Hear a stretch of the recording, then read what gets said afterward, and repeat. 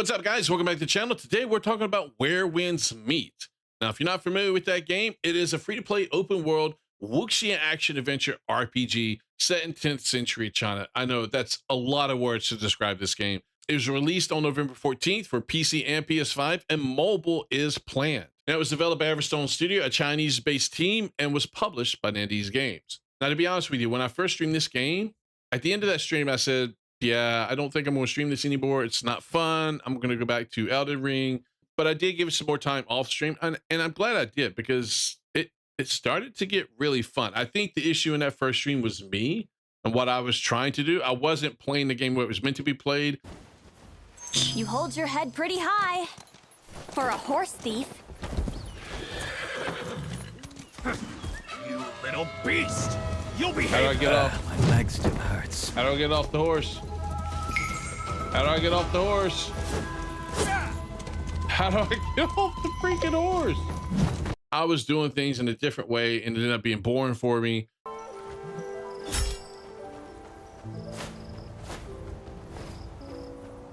Are you serious? Okay, hold on.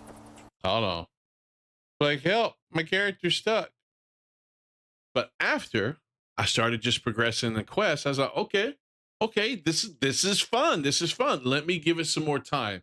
And since then, I've put 30 hours into the game. So obviously, I'm enjoying myself.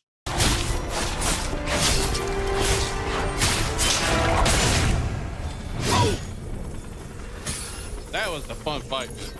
Now, I'm going to talk about the negatives before I go into the cons and what I'm enjoying. But the biggest negatives for me, there's a couple of them.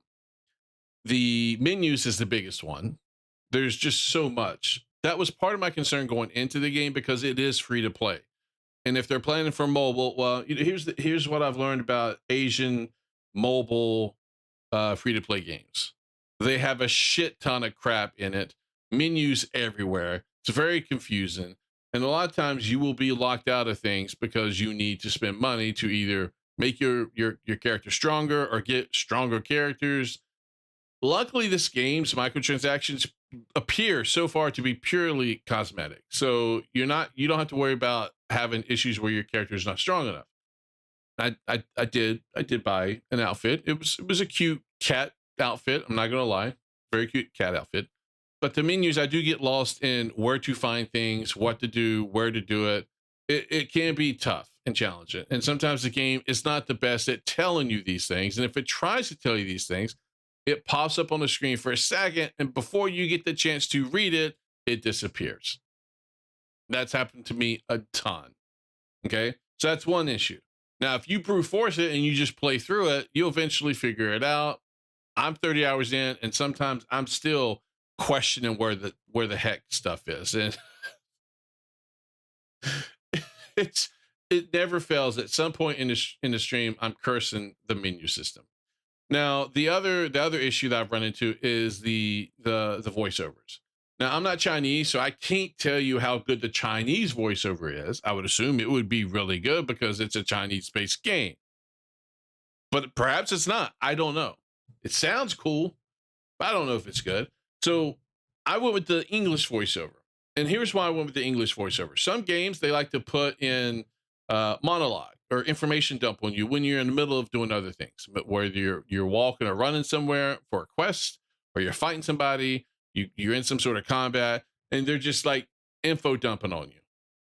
Well, if it's not in English, that means there should be subtitles for me to read. I can't split my attention and read your subtitles and not screw up whatever it is I'm doing on the screen. So I went with English so that I can process it with my brain and ears while I'm actively fighting or doing whatever it is on screen. I don't have to worry about taking my eyes off my character and looking down at the bottom of the screen to read subtitles. Is the voiceover perfect?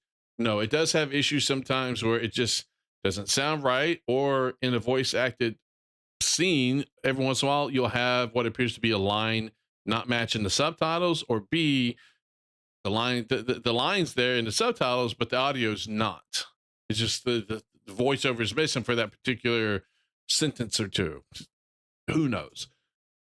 Look, it's passable. It's not great, but for a free to play game, I let it go. Now, if this was a $70 game, oh hell, I'd be crucifying them.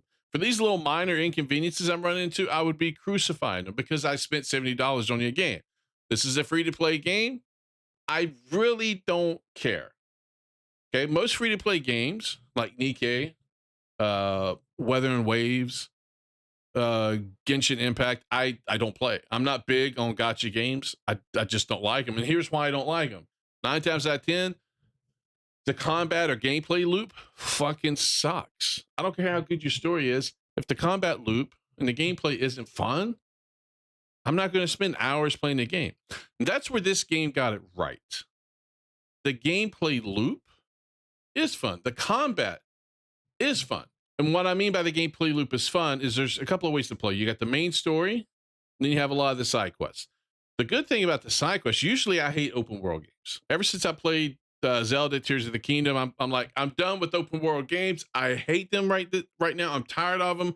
Give me more linear games. I want games like Dark Souls 3, The First Berserker Kazan, Stellar Blade, Black Myth Wukong that are more linear. Now, Black Myth Wukong kind of gave me a good mix of both worlds. You had some linear chapters, but they also had chapters that were not open world, but open, I guess, open map, you could say. So you weren't just like being led. There were things you could explore and go around, and that was the best of both worlds. Now, this game does open world correctly. There's a lot to do, and I don't feel like I'm getting bored with the game because of how fun the stuff is I'm doing in it, because it involves combat, it involves puzzle solving, it involves finding new skills.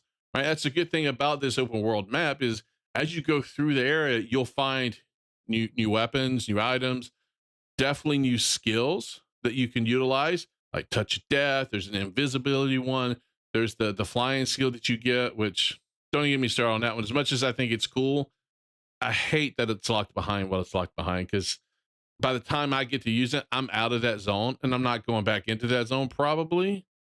So, because it is zone based, right? It's, oh my God, it's cool. But if you're going through the game, unless you put a shit ton of time into it, you're probably never going to use it. Unless there's something I'm unaware of, which, to be fair, sometimes I'm stupid. Maybe I'm not aware of that information. So put a little asterisk behind that statement. There could be something there I'm unaware of. What I like about the open world is, like I said, you can find skills and items, but the quest, some of the best quests I've run into with this game have been the side quests. Whether it introduces a cool new boss with an epic introduction, The ward from south. General Tree Yang, Sentinel, Time to march to the please goal. come save us! The Zeton! The Zeton are attacking!